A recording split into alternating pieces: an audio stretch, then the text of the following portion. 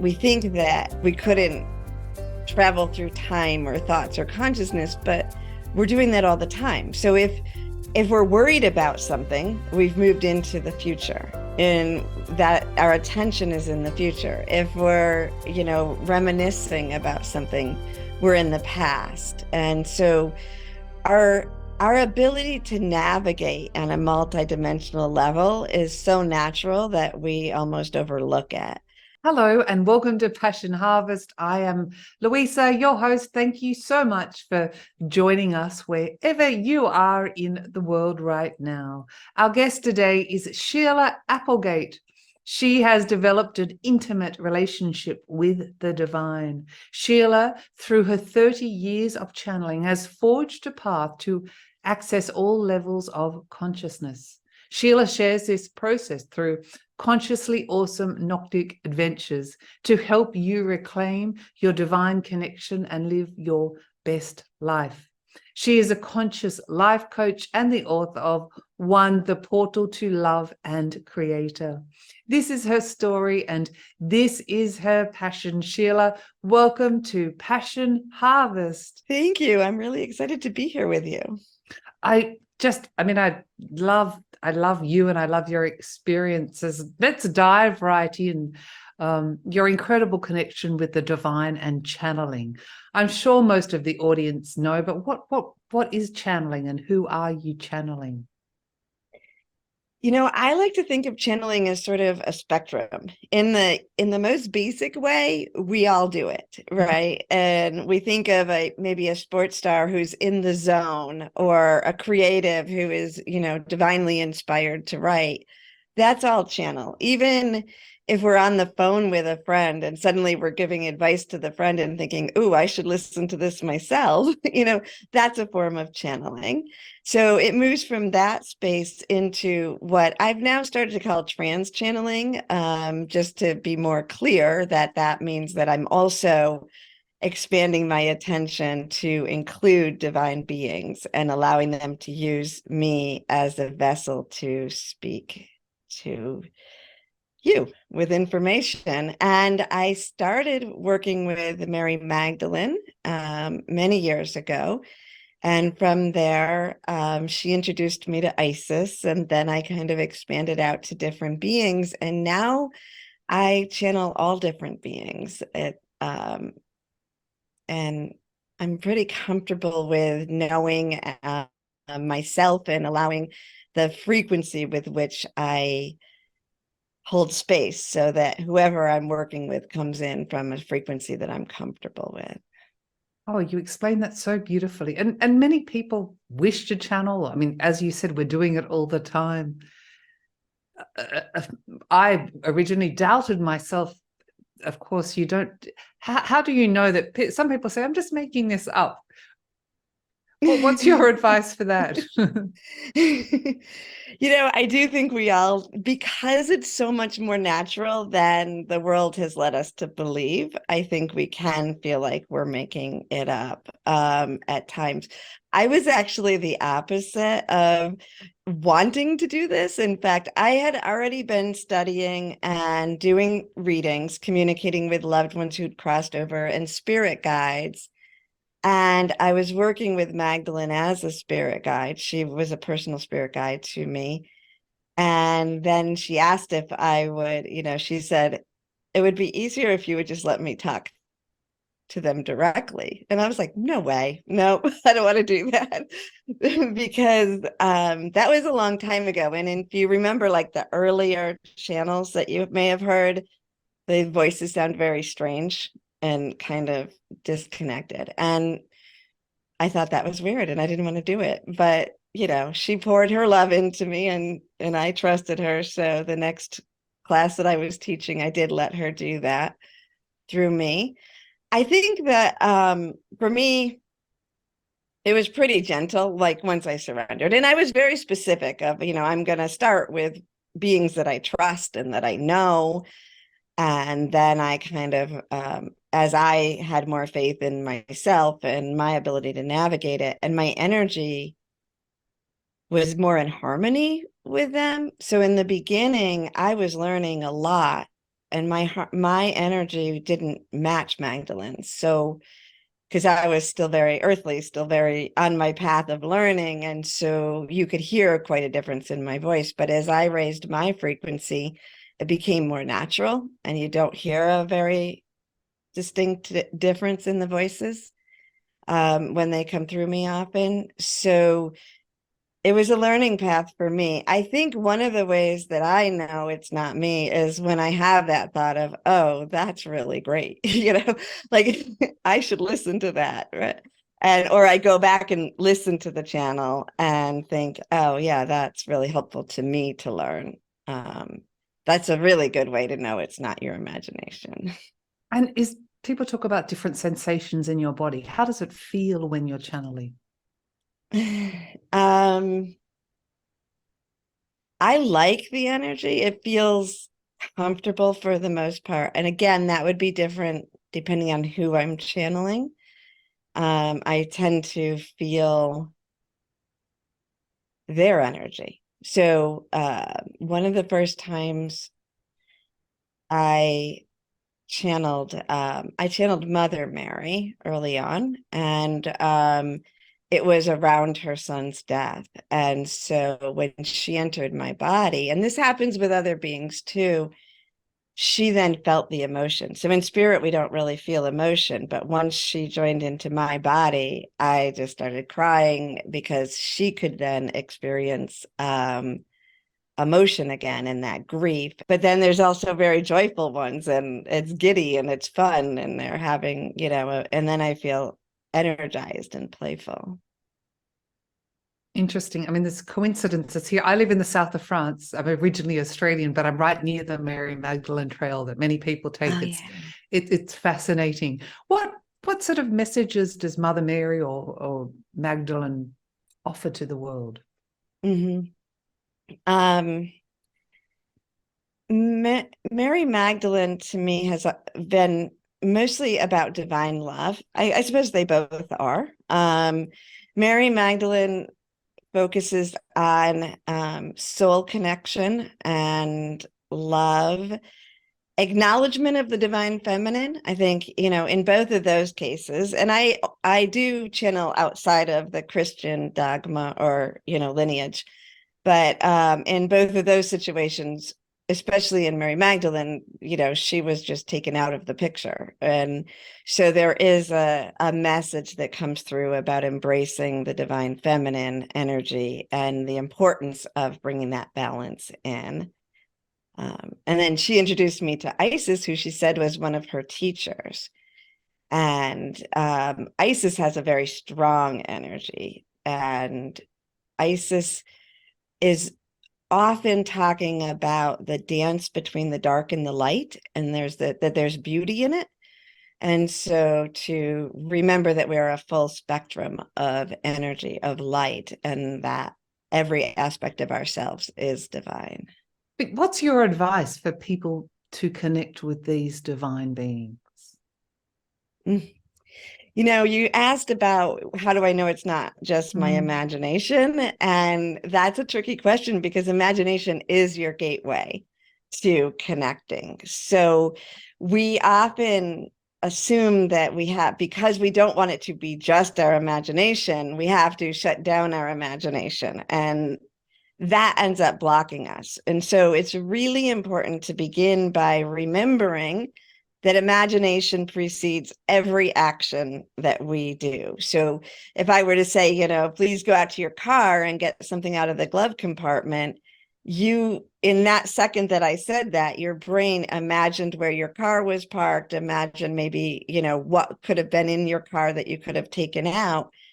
And in our daily life, we wouldn't notice that. We just get that flash and then we go to the other room or wherever we're going. But a lot of times when people are working at this level, they cut that piece out and then it blocks everything. So it's okay to imagine that Magdalene is with you. Imagine your relationship with her. And I teach it through guided meditation to connect more deeply with the beings and to get a relationship with them established before you move into, say, channeling. But you can use a guided meditation and imaginative energy in order to begin those conversations. And at some point you notice, okay, this is more than just me thinking.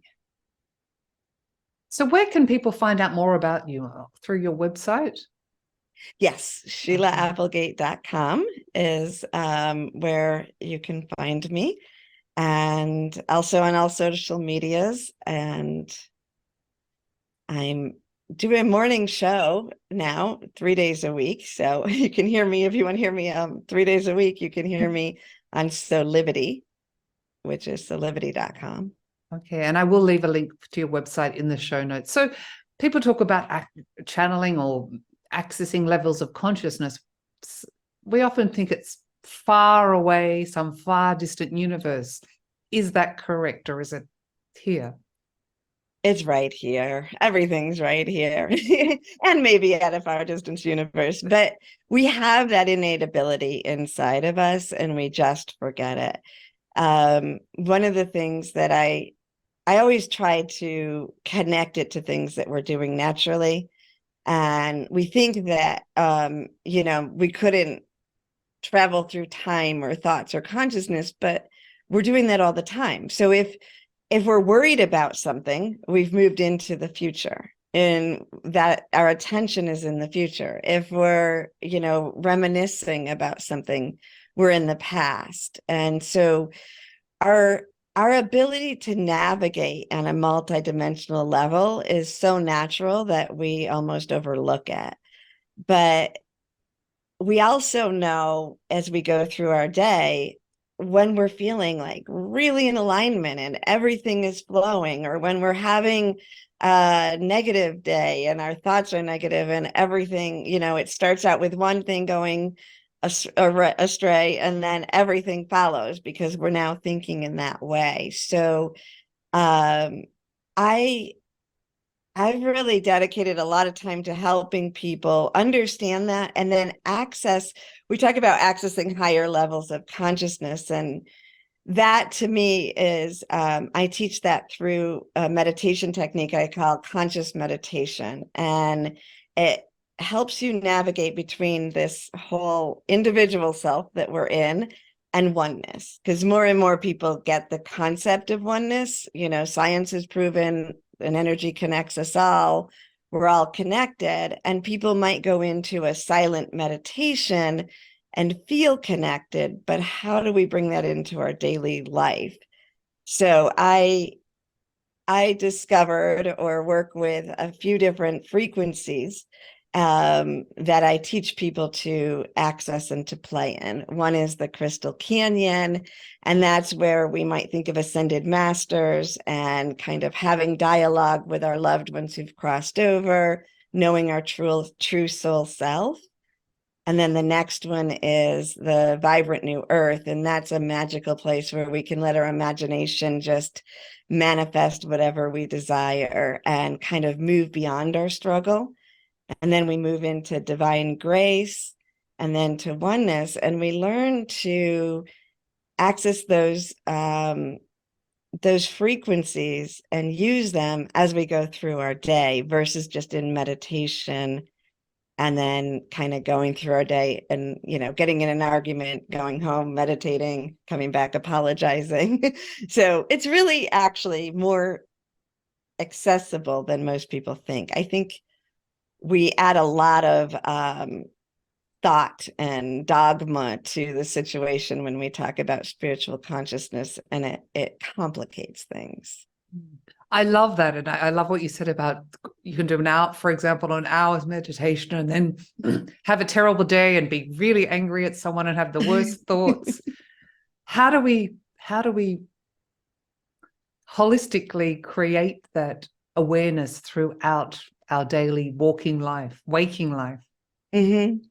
Well, you said walking, and I think that's important, because sometimes when I'm teaching people to do these meditations to help stay in that space, I'll tell them to do it while they're walking or working out, their audios, and put them in your earphone while you're walking, because you're getting your body to be conscious that it can navigate the world, right? It's not sitting and separate. You're not leaving your body to go meditate. You're bringing all those energies down to earth. So understanding that and bringing it to us versus leaving our body. In my individual meditations with people, I combine almost like a hypnotherapy. So people start talking while they're in that meditative state. And that helps them to expand their vision because I'll ask questions. And then, when I ask it, they see more because sometimes when we're just in there, we get the impression, so we don't bother seeing the details.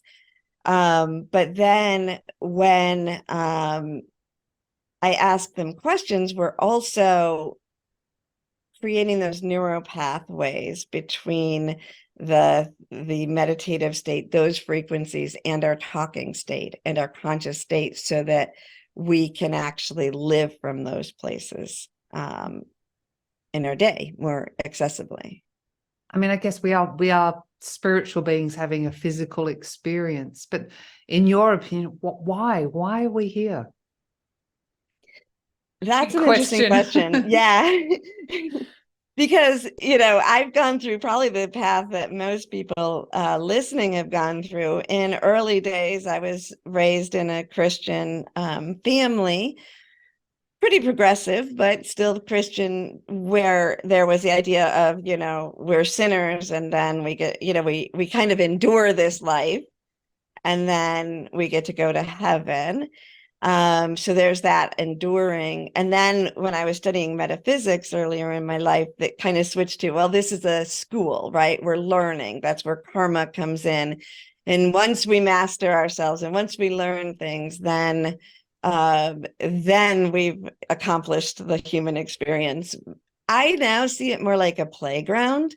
We are whole and complete beings, and we are a part of oneness, and oneness always wants to expand and to become more. Like that drive that we have to be more, that's a part of our connection to oneness. So, I see us now here on earth as the great adventurers, those pieces of oneness, those souls who want the experience of going as far away from that vibration of connection to stretch ourselves, to explore how it feels not to remember, and then to go back and remember again, and to experience the five senses.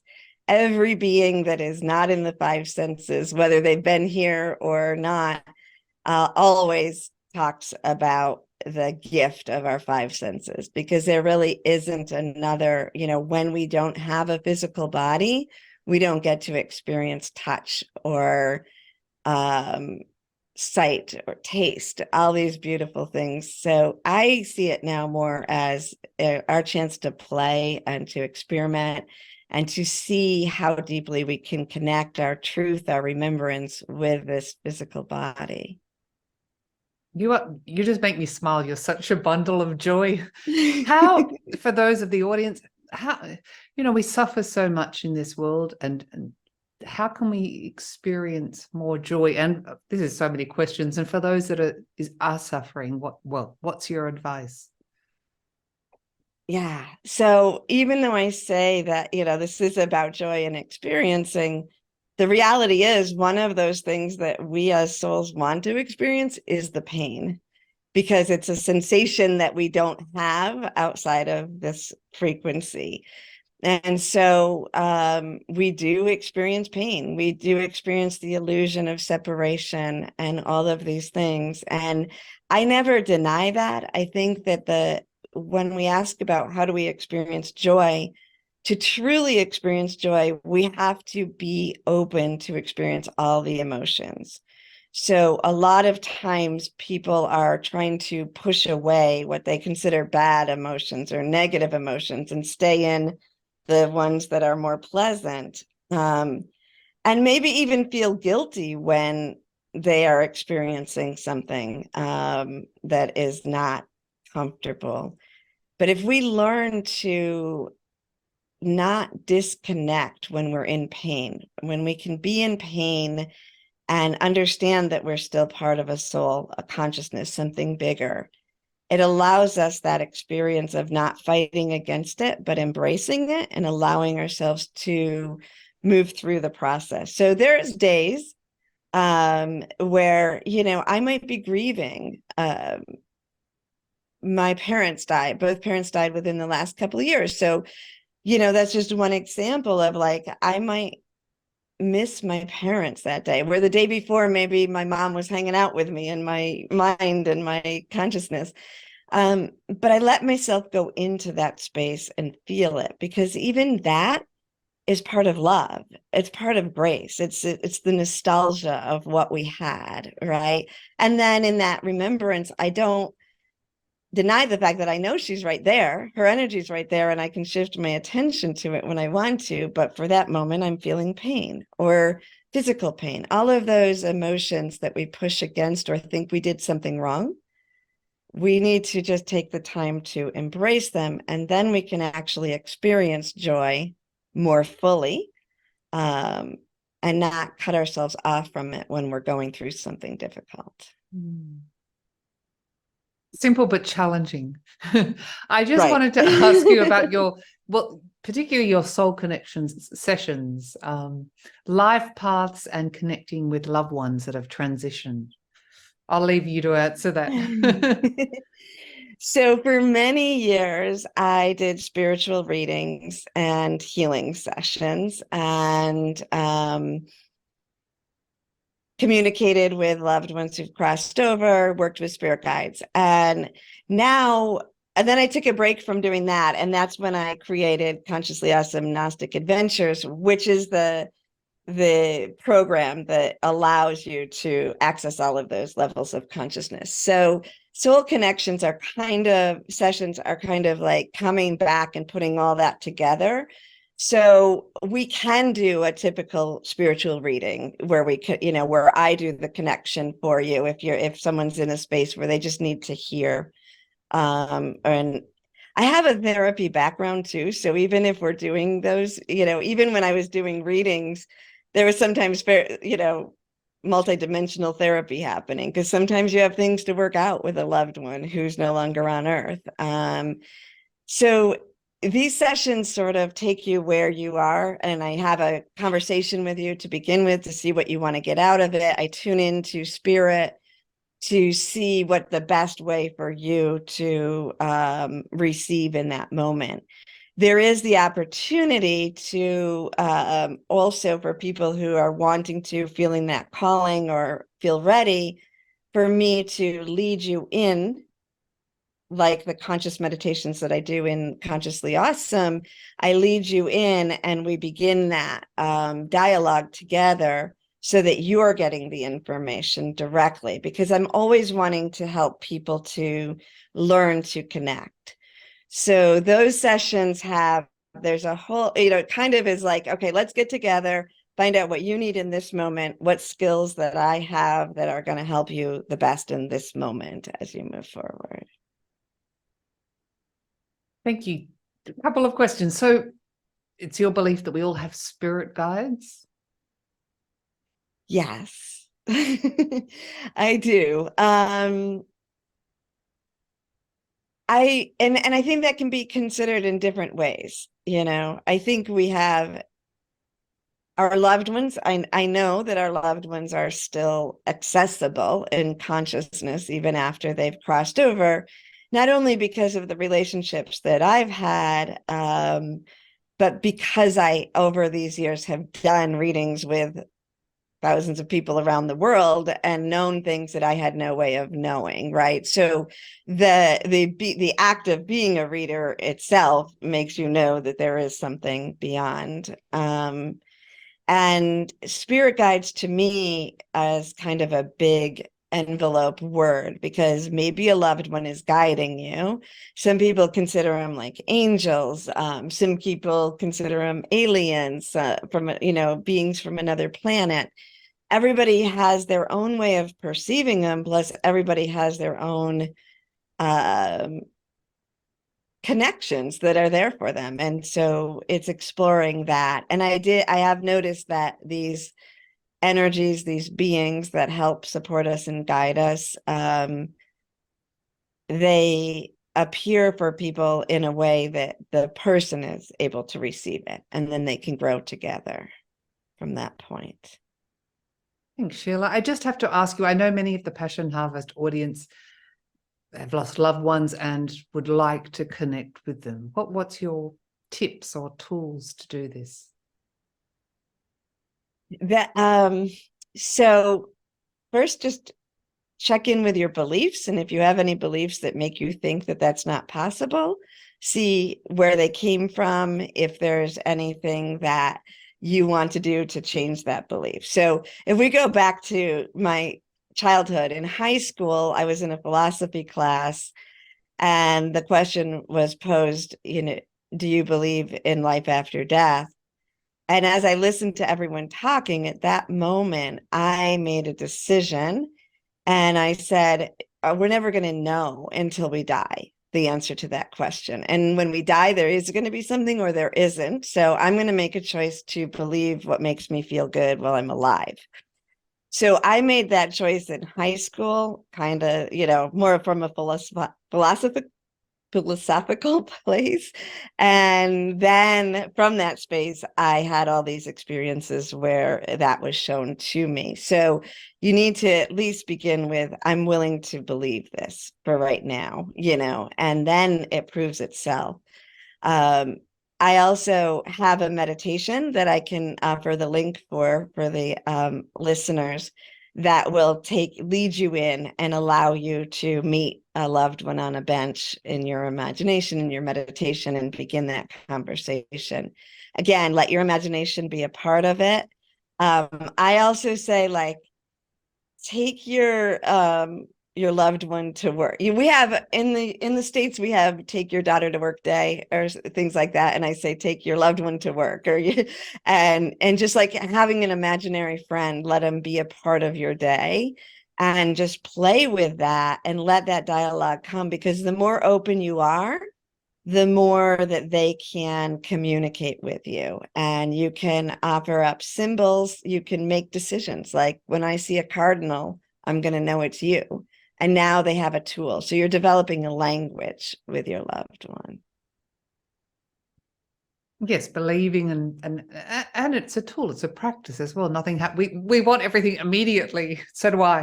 Right. But it doesn't always happen like that. Yeah. Yeah. And the more you play with it instead of try or analyze it, the more it will come alive. And then you'll reach that point where you can just rest in. And the thing is, when you're starting out, like, so what if it's just your imagination? Like, so what if they're not really there? Are you feeling better? Does it feel better to have your loved one next to you throughout the day, to have that conversation with them? So even if it was never proven more than that, would that help you? And if you just say yes to that, then you can let it move from there. I agree. It's almost like getting out of your head, really, and feeling with your heart, moving Yeah. that mind aside. Sheila, I've loved having you on the show. Is there anything else you'd like to share with the Passion Harvest audience that I haven't asked you?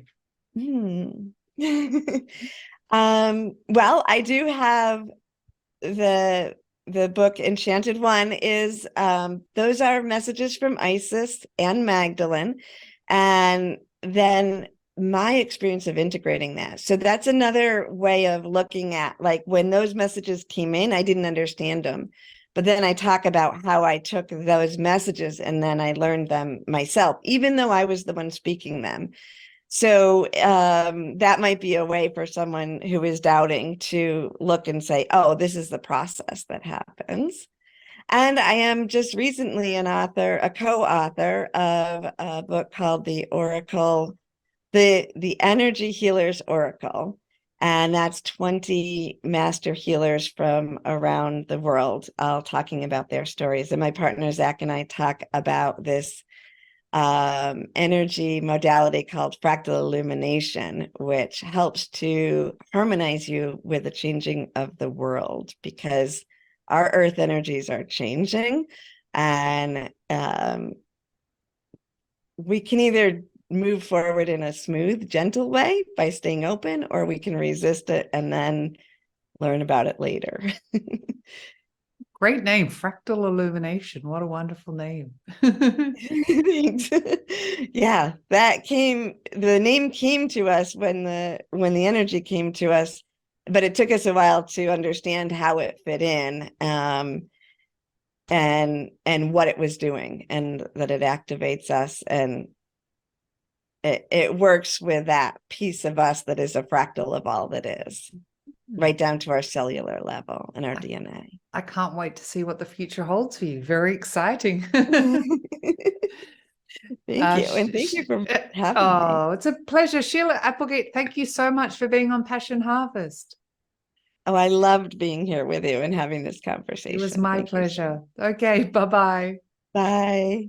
If you liked this episode, please do subscribe.